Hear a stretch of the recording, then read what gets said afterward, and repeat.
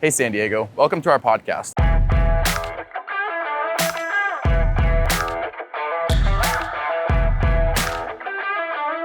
This is another recorded episode of Stay Classy San Diego, with video production provided by MaxLex Media at KCBQ with your host, Steve Wire. This podcast is dedicated to keeping you informed and engaged with the latest political events and trending news in the San Diego area. Join us on a weekly exploration as we sit down with prominent community members, political figures, insightful analysts, business leaders, and more.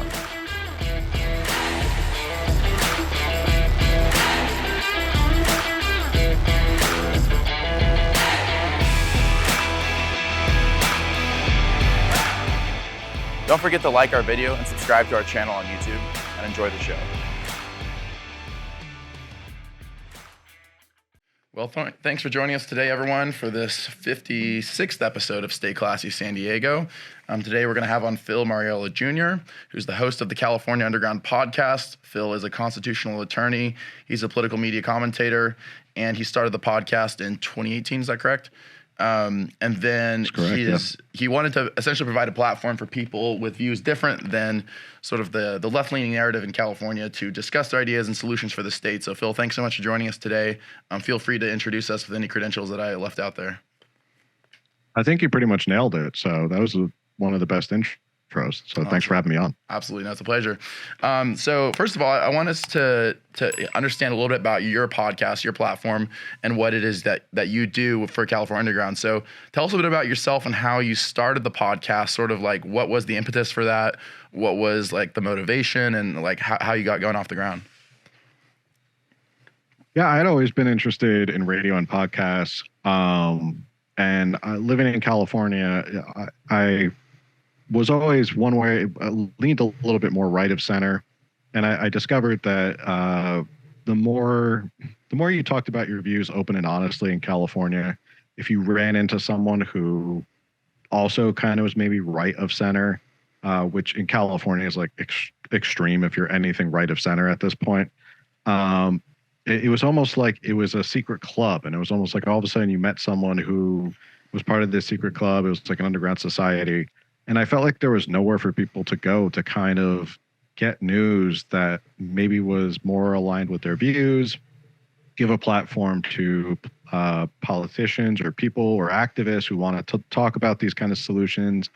And that was basically where it started. So it started with, as most podcasts do, with a $30 mic off Amazon and me talking into like Audacity and just kind of going from there and working my way up. And here we are now. We're at episode 234 5 years later. So it's been quite a ride.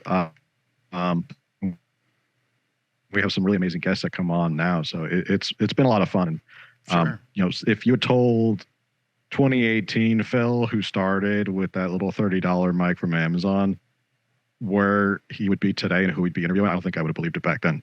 Sure. Well, tell me a bit about the evolution of the podcast, like sort of how it started small, obviously, with that $30 mic, but then over time you started to pull in bigger and bigger guests. Tell me about that progression and how you sort of established yourself successfully in the podcast landscape in San Diego. Yeah, I mean, at first it started, I can't remember when I started. It was just me trying out different formats, trying out like monologues. I didn't have any co-hosts. So it was just me by myself. I think COVID really kind of helped amplify it because, and I think for everybody really involved, a lot of people kind of picked up steam around COVID. And I started doing a lot of Instagram lives. I had done this Wednesday live every week called Coffee in California Politics, which was perfect around COVID time because people were just staying at home doing nothing anyway. So it was an Instagram live, which was kind of like a podcast as well. I would sit and chat with the listeners or the followers. And it was kind of interactive and people really liked that. And it started to pick up steam from there. I remember when it started, it was like, a couple people here and there would come on and then it started to grow more and more. But yeah, after that, Cynthia was our first co-host. She's left and on to bigger and better things.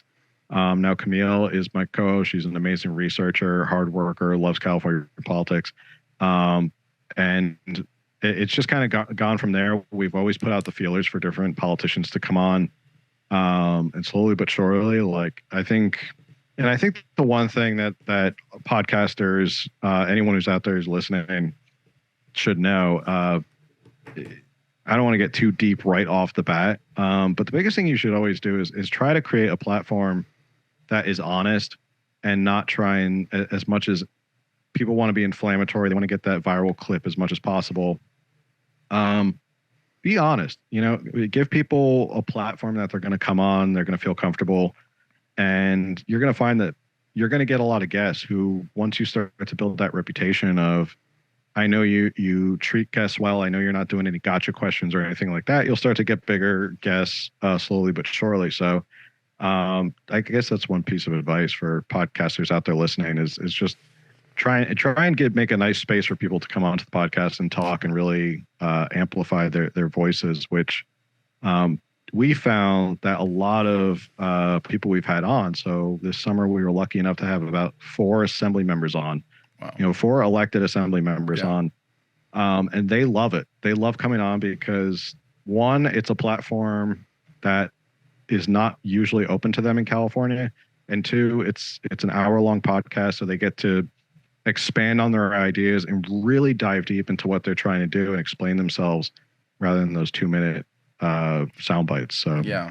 I mean, that's why I started my own podcast, right? It's like the 2-minute soundbite format of debates back in last year's election was one of the reasons I started this, was because you had, I was moderating local mayoral debates here in Encinitas, where we're filming this podcast, and it just seemed like the opportunity for nuance and depth of discussion was so limited in that format that I wanted to give people a space to hear more directly from their local electeds, and that's one of the things that led to this podcast. But tell me a little bit about, in terms of, you talked about some of the guests that you've had on, but what sort of people can expect on a regular basis when they tune into the California Underground podcast? Like what is that people can sort of look forward to and expect content-wise, and maybe relate that to some of your recent episodes and recent content? It kind of varies at this point. Like tomorrow night, we're having Dr. Michael Reckenwald on, who's the Libertarian candidate for president. We've had guests on, like I said, the assembly members, state senators. The biggest thing about our podcast is that we really do focus on California politics. We don't veer off into national politics so much. I just feel like there's a lot of people out there who talk about national politics enough that you don't need to add to like the extra noise.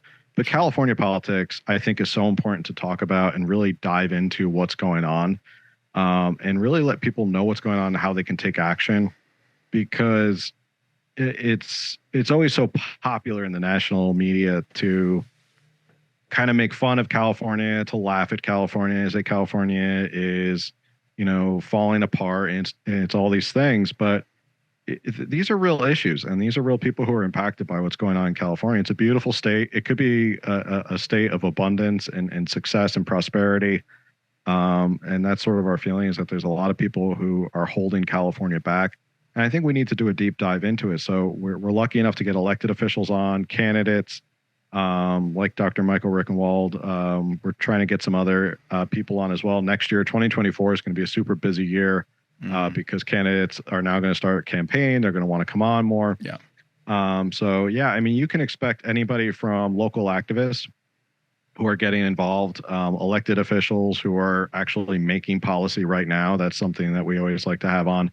And then, sometimes we'll just have normal people, like some of our friends will come on and they'll provide commentary as well. So, again, it's that platform that people who want to kind of come and talk about this stuff from a different perspective. That's what we kind of try and promote here. Yeah, it seems like you get quite a diversity of perspective on the show, between sort of the higher level, politicians, talk about assembly members, people running for office, and then sort of the average layman perspective, as it were, sort of to complement that, which I think is a good way to run a show. You don't just want the one sort of class of people like speaking, into the void, but you kind of want those nuanced opinions.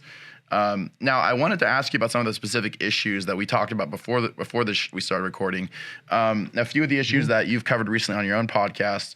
One thing that's always going to be topical, I think, for as long as we're alive, at least, is going to be the issue of, abortion, the pro-life movement, abortion rights, all that. And one thing that came up recently on an episode of your podcast that I was listening to was this idea of, or this issue of the pregnancy crisis centers actually in San Diego County, and how sort of that issue around whether these centers are sort of legitimate places for women to go who are seeking abortions, who are interested in abortion, to actually go to these institutions, how that issue is actually sort of being weaponized politically. So Tara Lawson-Remer, actually the San Diego County District Supervisor 3, was asking the supervisor board to consider a policy that would explore lawsuits that would shut down up to, I think it was like 15 or 16 pregnancy crisis centers across the county. She said that they're fake centers pretending to offer reproductive health services to women, that they're misleading and putting out misleading information, women who are looking for medical advice, looking for medical help. Sort of what's your take on the issue of the pregnancy crisis centers, and why has this issue become so sort of emotionally and politically volatile in San Diego? I think the interesting thing about this issue is that the left pretends that they're pro-choice, that their whole mantra is we're pro-choice, we want pro-choice, but it's always just their choice. It's not anybody else's choice, or maybe I want to choose to go a different direction, maybe I want to choose to keep the child. I feel like pregnancy crisis centers right now are becoming, I guess it's the choice that they don't agree with, and that's where it's coming from. And in terms of these pregnancy crisis centers, I mean, we went over, like you said, in depth in our podcast, I think it was last week. A lot of these pregnancy crisis centers provide help, they provide guidance. They kind of talk with the expectant mothers and say, like, this is your choices, these are your options. And I also think it's kind of insulting and degrading to women to have women like Tara Lawson-Remer or Elizabeth Warren who go, women are getting duped by these pregnancy crisis centers, and they're getting tricked into keeping the baby and that they can't get an abortion. I would venture to say most women, if you were to walk into a pregnancy crisis center and you got a feel for a pregnancy crisis center where they say, you get the feeling right off the bat that, okay, this isn't a place that's going to provide an abortion, which is what I'm looking for. You're likely going to walk out of that pregnancy crisis center and then Google where's the next place you can get an abortion. So I think it's kind of degrading to think that women are that kind of dumb and naive that they're going to get duped so easily. But I think it's volatile because the left doesn't want you to really have a choice. They want you to choose their choice. And they can't really stand that a lot of these religious or these pregnancy crisis centers are religious based, that they do kind of counsel these women maybe from a religious perspective. Like the video we played was a religious pregnancy crisis center. Churches are a big part of pregnancy crisis centers. They support them. But I think the most interesting thing that we brought up, and maybe this goes into like the whole topic of abortion nationally, and we don't have to get into the whole topic of abortion nationally. We're not going to solve it here on the program tonight. Unfortunately not. Is this idea that if people are left to their own devices and sort of the extreme right and the extreme left got out of it and kind of stopped telling people what they have to do or what they should do, you just kind of let people figure it out on their own. Just let the American people figure it out on their own. It's interesting that the pregnancy crisis centers outnumber abortion centers 3-1. So clearly there's a higher demand for pregnancy crisis centers where women can go and get support and raise the baby to term, have the child, and that's outpacing abortion clinics across the country. So there is this sort of interesting demand underlying that you can see happening naturally. And maybe that's something that the left doesn't like, that this idea that outside of social media and outside of the news and everything that talks about abortion, where they make it seem like 90% of the country agrees on abortion, maybe they're afraid that underneath it all, there are actually not that many people who agree with abortion on their terms. And that may be something that they're afraid of, which is why they want to shut it down now. I don't know. I haven't seen examples of like how deceptive this marketing is for women, but it's not uncommon that if you go on your phone and you go Google something or DuckDuckGo or something, and you go, I'm looking for shoes of some sort. it's not uncommon for a competitor to also place ads with that same shoe that you're looking for to try and get your attention away from that shoe that you're looking for. So it's not uncommon for these pregnancy crisis centers to probably do the same search terms that a Planned Parenthood or an abortion clinic is doing. And they do show up. And so maybe women do click on them, but that's all I can think about really in terms of how.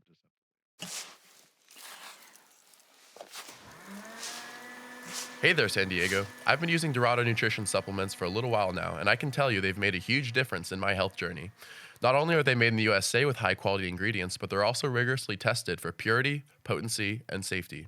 And the results speak for themselves. With ingredients like Fidosia agrestis and Tonkat Ali, I've seen more energy, better gut health, improved T levels, muscle mass, and performance. And the best part is that you can get $5 off of your next purchase with the promo code STAYCLASSY at checkout. Trust me, if you're looking to take your health and performance to the next level, Dorado Nutrition is the way to go. Do you think that in 2024, this is ultimately going to be a really tough issue for, and let's keep it like state and locally focused because, you know, that's the focus of your show. Do you think that at a state and at a local level that this whole issue is going to really hurt local Republican candidates that you're sort of following and monitoring like on a regional basis? Because of the way that, you know, the rhetoric around abortion, the rhetoric around pregnancy crisis centers, do you think this is going to sort of hurt Republican electoral chances for 2024? Oh, absolutely. I mean, we've seen it. You know, we saw it last week. Abortion absolutely tanked the Republicans across the country.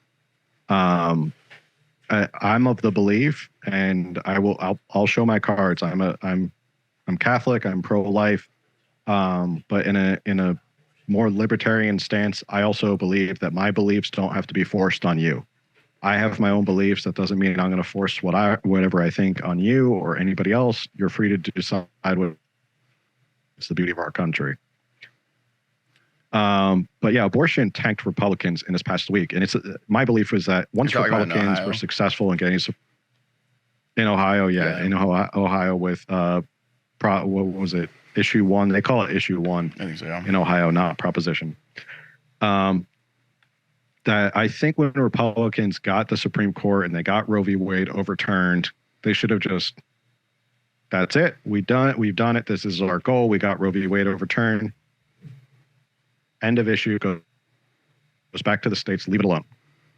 Let the people and let the localities figure it out, which is how it should be. You know, I think I'm a big fan of localism. And especially here in California, we're such an immense state with 58 different counties and how many cities and how many people, 40 million people.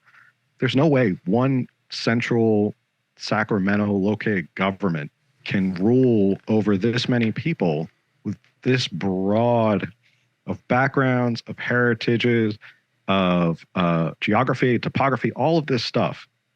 So I'm a big fan of localism. And if there's a town in California that wants to say abortion up until birth, that's their choice because it's what people in that town have voted for. Let the people choose for themselves. Likewise, the town over could say, we're banning abortion. But I think Republicans just went too far with abortion in this past race. With these bans and these ridiculous, like, you know, I won't say ridiculous, but I think these bans that were too extreme for a lot of Americans. Most Americans believe on 15 weeks. They believe in first trimester up until first trimester. So I think it's definitely going to hurt them in the long run. But the biggest issue about abortion, in my mind, is that it prevents Republicans from getting to any other talking point that they're trying to get out. And that's a tactic by the left. That's common, whether it's they call them racist or bigots or they want to take away women's reproductive rights. It comes down to we can't let them talk about the actual issues. We can't let them talk about kitchen table politics because kitchen table politics is where you win voters. And I always believe that. It always comes down to what's the cost of gas? How are we going to put the kids through school? How are we going to pay for health care? How are we going to keep a roof over our heads? And if you let other people talk about reducing the size of the government, cutting your taxes, creating more energy in California and energy in abundance. Those are kitchen table issues that will win over voters. And I think the left doesn't want anybody else talking about those issues because they would lose on those issues 9 times out of 10. So on that note, for the purposes of our conversation, you have something that you talk a lot about on your show, from what I've noticed, is like, issues about cost of living, cost of gas, everyday economics, issues that people in California are facing. So obviously, you've made it pretty clear that you don't think that abortion is like a winning issue in 2024. What are sort of along the lines that you just talked about, sort of the strategically advantageous issues for Republicans to bring up in the 2024 election? Let's keep at the sort of the local, the county, and the state level. Like, what do those issues look like, and how do you see that playing out? Well, I'm happy to say that there are California Republicans who are trying to update the platform and change the narrative from Sacramento. Joe Patterson, Josh Hoover, James Gallagher, Bill Asaley, Kate Sanchez. These are all young California Republicans who are doing a great job putting these kitchen table politics like front and center. So I'm happy to see that. And they're starting to focus more on the kitchen table politics. But I would say when it comes to California, a winning recipe, and this is my opinion, I'm no political consultant, but from talking to people, from interacting with listeners, from living here in California and understanding what people are going through, I think, any opposition party, whether it's Republicans, whether it's Libertarians, whether it's Independents, whatever, anybody who's going to crack the supermajority and the stranglehold that Democrats have here in California, you got to focus on affordability. You got to focus on accountability of the government, transparency, and, probably abundance, I would say. And that kind of goes together with affordability, where California has enough oil that we should have oil so cheap. Gas should be so cheap here in California that it should be shocking. If we started to subscribe to more nuclear power plants, which, by the way, is the only zero carbon emission fuel source on the planet. So any of the other ones are not zero carbon. That was actually from President Obama's own Secretary of Energy, who said that it's the most efficient. If we built 2 or 3 more of them, we would have enough that we could probably power the entire West Coast and sell electricity to other states, as opposed to trying to buy electricity and energy from other states. Water is another thing. I think a lot of people are very upset about water and how we squandered all that rain that we got this past season. So I think if Republicans kind of change their mindset, kind of put the social issues aside, because at the end of the day, most people don't really care about the social issues. They care about how they're going to make ends meet every day. So those are winning issues in my mind for Californians. It's the problem is getting that message out, and how do they get that message out and convey it to voters? Something you said that I found interesting had to do with the energy question. Now, on the issue of nuclear power, I've wondered for a while. We've done a couple episodes on this show actually about nuclear power, and specifically about the amount of disinformation that's out there in terms of sort of the fear mongering around like nuclear power and sort of this boogeyman that it's been painted as in California, despite the advantages. And I'm curious to know, like, the fact is that in California there is a moratorium on new nuclear reactors, and it doesn't seem like the political will. The sense I'm getting is the political will isn't that strong in either party to sort of move the needle on that. Do you see that as ever changing in our lifetimes, or do you see like there being an opportunity for Republicans to sort of seize the reins on that issue, as it were, from a strategic standpoint? I think the window for the Republicans to seize on this issue is there. I think it's closing rapidly, though. As we saw, Gavin Newsom was forced to keep the Diablo Canyon. He was forced to keep open because I think people close to him said, if you close Diablo Canyon, we have no electricity. We're going to be facing brownouts and blackouts in this state. We won't have enough electricity. So I think Democrats are hesitantly holding on to nuclear power. I don't know if they're going to rush to build more nuclear power plants, although his best friend, President Xi, who is now coming to San Francisco, loves nuclear power plants. They're building them all over China, and they have a ton of energy. I think there's an opportunity for Republicans, especially in California, to jump on this issue and make that argument for voters and say, look, we're behind nuclear power. It's safe. It's clean. It's the best thing. It's better than any of these other reusable sources. We build a couple of these, all these electric cars that they want us to be driving in 10 years. How are we going to power all these electric cars? Well, if we build a couple of nuclear power plants, we probably could afford to get all these electric cars running. And I think that's what they have to do, is kind of go off this idea of, if we build more of these, you know how your electric's $800 a month? Guess what? If we build this, there's an abundance of electricity. As we all know, basic economics, supply and demand. If we increase the supply, there's going to be a lower in price. You'll be paying $200 a month. And how many people are going to go for that? Go, yeah, I want to pay $200 a month for electricity. But they have to make that argument now and not be afraid. Sure. And that's one thing, California Republicans, again, I think there's a bunch of young ones like the ones I've named who are doing an incredible job. At this point, California Republicans, you're 25% of the voting electorate. You continue to lose voters every single year. You're not going to win hearts and minds by playing on the margins. You're not going to win by playing it safe. I think you have to come out with these big, bold solutions and just go for it. And that's how you're going to cut through the noise and get people to pay attention to you, is you just have to come up with these big, bold solutions that are going to grab people's attention, not just be a tweak on California Democrats, not just, oh, we're a little bit more right than the California Democrats. I think you just got to go big and bold. And nuclear power plants is one where they should just have full-throated support of it and say, look, we're all for it. Build them all. We don't want blackouts and brownouts. We want an abundance of energy. Your lights will never go off if you elect Republicans, because we'll build nuclear power plants. So sure. What about in terms of 2024? Are there any particular, like, let's talk like regionally, San Diego County, SoCal area? Like, are there any particular GOP candidates that you're sort of keeping your eye on that seem to be sort of more exciting than usual, have sort of a fresh set of ideas, sort of kicking things into a different gear? Like, is that happening like at the regional level, and like who can you highlight there?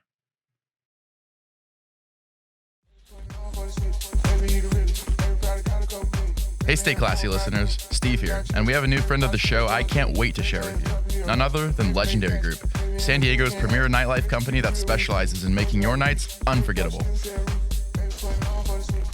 If you haven't heard already, they are the go-to source for connecting you to the best events in the city and handling all of your VIP needs.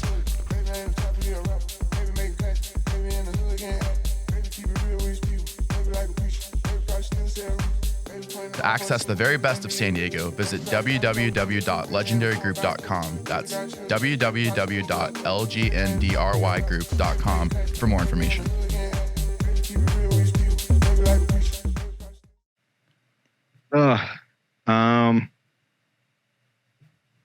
It's San Diego is an interesting county and city, because I think if there's ever going to be a turnaround, it could happen in San Diego. We have an incredible cross section of conservatives and liberals and independents.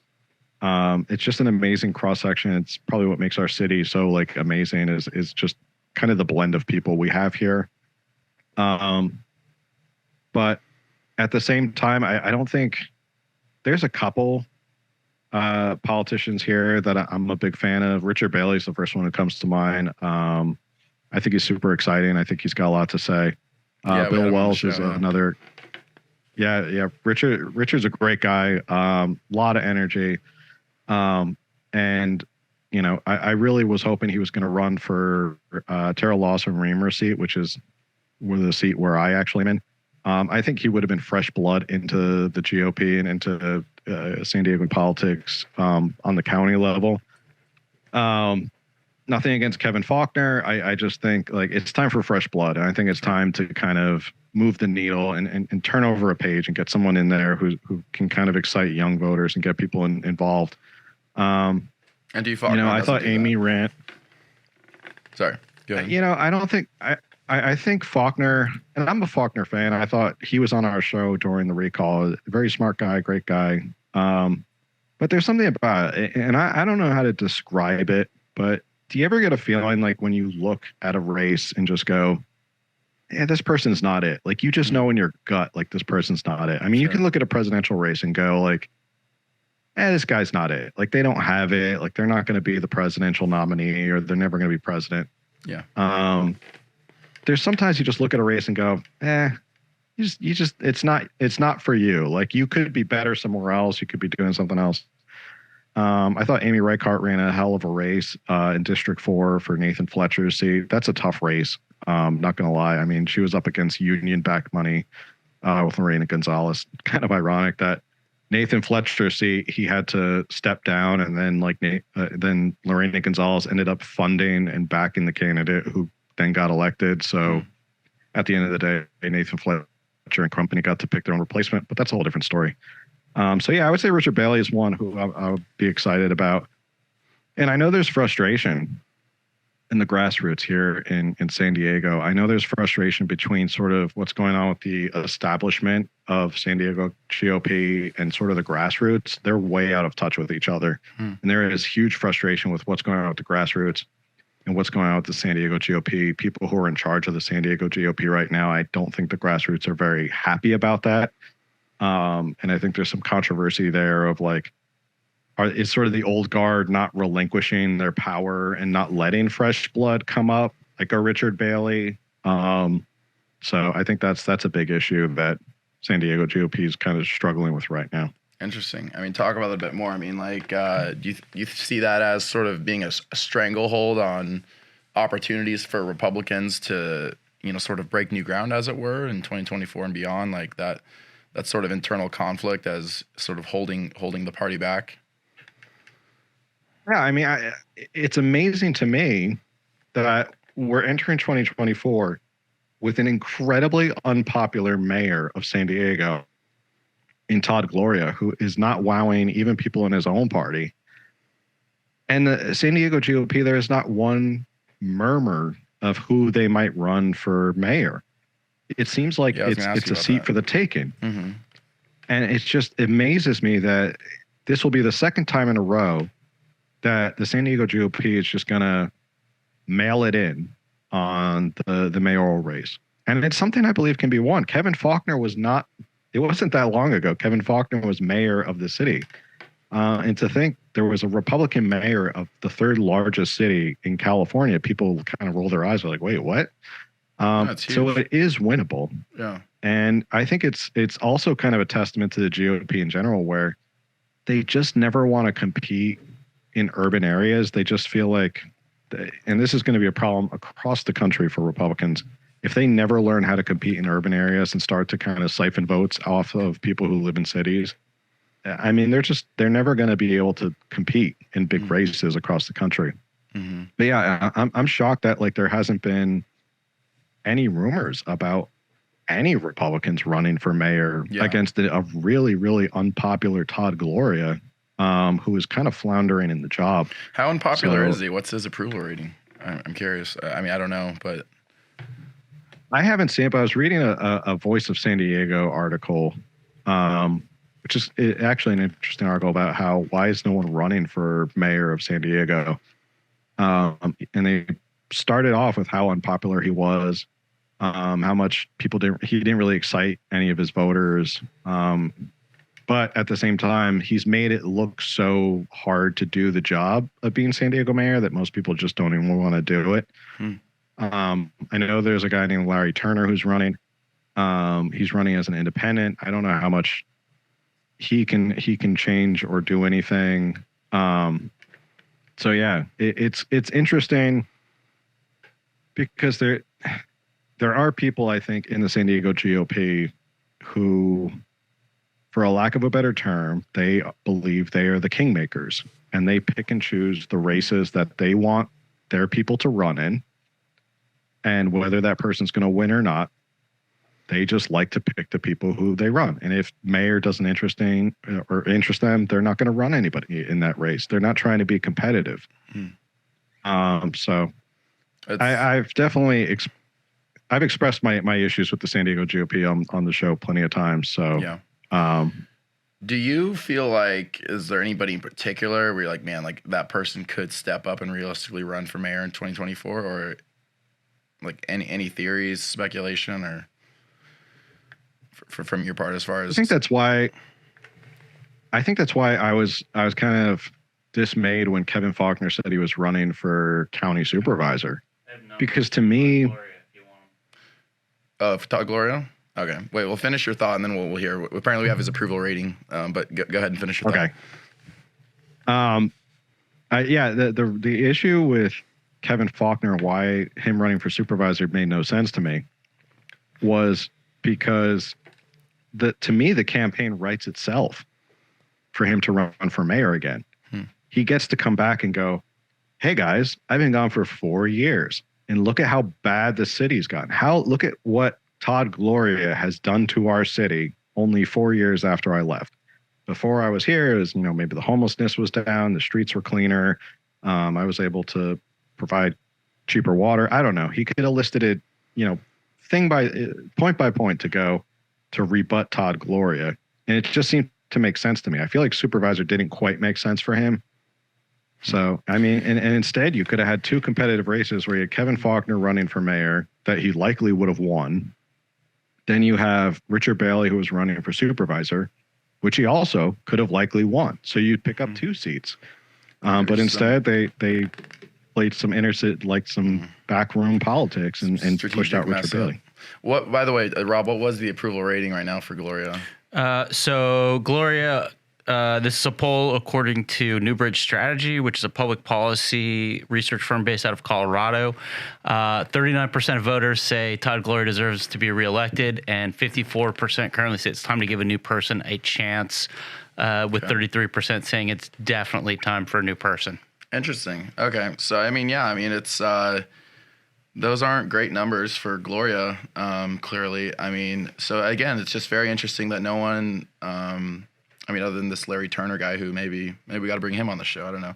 But it's just interesting that no one's really taking up the charge against Todd Gloria on the conservative side of things. So, but I guess there's still time, right? Or is there? I don't know, for somebody else to run. You could, but I think they would have announced by now. If they wanted to get the most runway to start raising money, they would have announced by now. Do you have any thoughts on the situation with Andrea and Jesus Cardenas in terms of the the charges, the allegations coming out against them now, with potentially hundreds of thousands of dollars having been defrauded from the PPP program, and sort of how that's going to play out at the regional political level? Have you been following that at all, or? I followed a little bit. That's down in Chula Vista, right? Chula Vista City Council. So the DA just filed some criminal charges against Jesus Cardenas, who's the former chief of staff of the San Diego Council City member Stephen Whitburn, and his sister Andrea Cardenas, who's a sitting member of the Chula City Vista Council as well.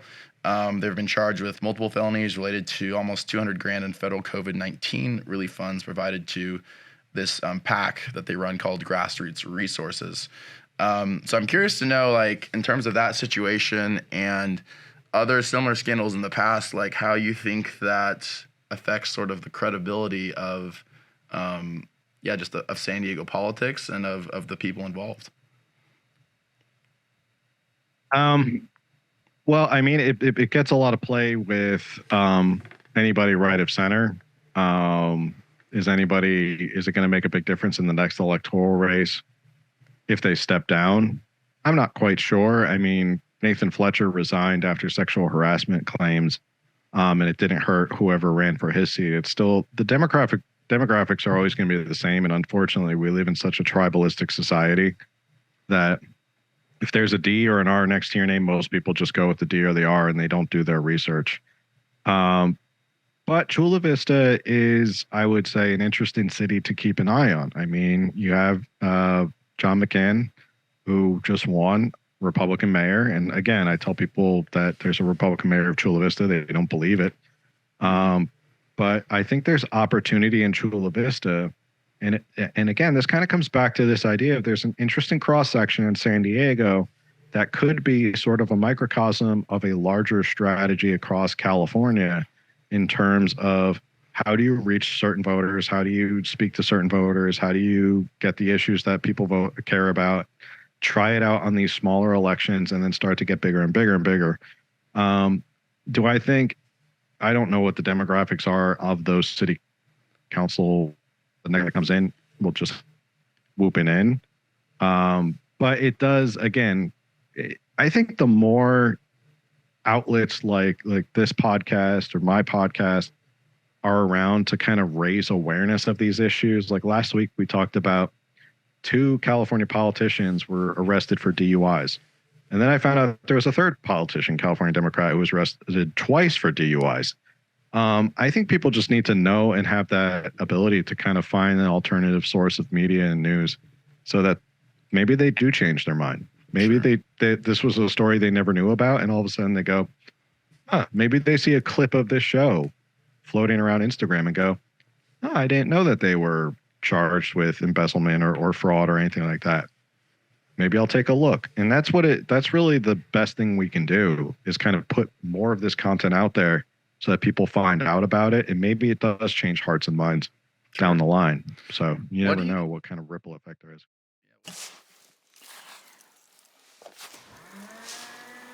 Hey there, San Diego. I've been using Dorado nutrition supplements for a little while now, and I can tell you they've made a huge difference in my health journey. Not only are they made in the USA with high-quality ingredients, but they're also rigorously tested for purity, potency, and safety. And the results speak for themselves. With ingredients like Fidosia agrestis and Tonkat Ali, I've seen more energy, better gut health, improved T levels, muscle mass, and performance. And the best part is that you can get $5 off of your next purchase with the promo code STAYCLASSY at checkout. Trust me, if you're looking to take your health and performance to the next level, Dorado Nutrition is the way to go. What do you think, like, in terms of the role of media and, like, the role of, even shows like this or your own, like, where, you talk about, like, the intense tribalism that we face now, at a regional, at a state, at a national level, with people sort of just locked into these binders of, I can only vote for, D or R, and there's no sort of nuance to people's, political leanings. So, like, what do you think, like, the proper role of media is in sort of pushing back against these echo chambers, these sort of one-sided, one-size-fits-all narratives of political ideology? Like, how do we sort of, like, obviously, you have your opinions, I have my opinions, like, we have our opinions in media, but, like, even putting that aside and just saying, like, that this force of tribalism is not good for our political and civil discourse, like, how do we push back against that effectively? Honestly, I think you just, when you do this, you got to be honest. And that sounds kind of cliche, but I think you have to be honest. And I think you have to try and present the true story as best as you can understand it without trying to buy into the tribalism and the rage bait. So much of social media right now is people want to click on rage bait. They don't care about the full story. They care about the headlines. They care about the sensational headline or the tweet or the post that they can get that'll get shared 1,000 times and they'll get more followers. So our job, I think, is to be completely honest and examine stuff, be honest with our opinions so people know that we're real. I think that's the biggest thing. I think when people find out you're real and that they're not going to agree with everything. I mean, I have favorite podcasters I listen to. I don't agree with them on everything, but I come back to them because I know that they're not BSing me. I know that they're not trying to blow smoke up my butt. They're not trying to just get the next viral clip. And, it takes the best feeling I ever get is if I'm ever out in an event is somebody will come up to me and go, "Hey man, love the podcast. It inspired me to run for school board." That to me is like the coolest feeling in the world because if you've touched one person and inspired them to do one thing, that ripple effect, again, now they're on school board, now they're making decisions that are in the best interest of children. Those children are benefiting. Be honest, be real. Try not to just go for the clickbait, which so many people try to go for. Have the honest conversations, disagree with people. I think that's something other people are looking for as well. So they're looking for these kind of conversations where maybe we do push back and forth and we don't agree on everything. And maybe they walk away and say, I agree with Phil or I agree with Steve, and here we are. So yeah, I mean, it seems to me, like, correct me if I'm wrong, you're not really, like, the goal of your podcast and your overall orientation as a podcaster is not to advance necessarily a certain set of strictly political ideas, but it's more to advance sort of a mode of discourse and a mode of engaging with those ideas that pushes back against that sort of one size fits all narrative that, you've identified that, we live in California, which is, we all agree is a predominantly left leaning, state. And, you're trying to provide some diversity perspective. You're trying to provide a space for diversity of opinion. And in doing so, you're also trying to push back against the extremism from both sides, from conservatives, from liberals. And you're really trying to create a space where sort of these more moderate, more balanced, formats of rhetoric and dialogue can take place. That's kind of the sense I'm getting from you. Correct me if I'm wrong, but that seems to be sort of the end goal is let's create a space where we're not sitting in our echo chambers, but where diversity of thought is really celebrated, which, I find admirable, even if we don't necessarily see eye on every issue. But yeah, I guess in closing, I would agree. I would agree. I've always tried to play. I've always tried to play the role in Camille as well. So we've always played the role of we trust our listeners that if we give them the information unbiasedly, here's the information, here's what we found, we've done our homework, you go decide. We trust our listeners that they make to make their own decisions. And that's really the point is, again, I'm not trying to sit here and get people to follow my political agenda or who I want to win or, just because someone's a guest on my podcast doesn't mean they're fully endorsed by me. And I get people who are saying every election year, people always ask, are you guys going to do an endorsement list? Who you guys going to do a cheat sheet of who you endorse? And one golden rule is we've never, ever endorsed anybody. We've never come out and said, this is who we think you should vote for, because that's not the point. Like you said, the point is to give people the platform to come on and talk about these issues in California. So hopefully we're doing that and giving people that platform. Yeah. Just in closing, and it's been great having you on, but just talk directly to the audience sort of about, just logistically, where people can find you. I mean, you guys have an Instagram, you have a website, I believe. Tell us a little bit about where we can find you and how people can tune in regularly to your show. Yeah, this is a great combo. I know next time I want to come in person. I know we were chatting back and forth, but we'll make it happen a little last minute, but I'm glad we got the show off. Next time I want to come in person, check out the studio. You can check us out on Instagram, California Underground, Twitter on there, or X or whatever they're calling it now. CaliforniaUnderground.live is our website. All of our audio podcasts are on Spotify, Apple, everywhere you can find us. And our show is weekly on YouTube, 8 p.m. YouTube and Rumble, you live stream, so you can join in the chat and all that. So every 8 p.m. on Tuesday. And thanks for having me on, man. This was a great conversation. Awesome. No, we're definitely gonna make it around to in person and give a chance for you to come to the studio. I know Rob, in particular, producer, is a big fan, eager to meet you. So we'll definitely have to make that happen. And thanks so much for coming on today, Phil. We're gonna get some social media clips of this posted and get some cross promotion going. So appreciate the opportunity to interview you and look forward to doing this again.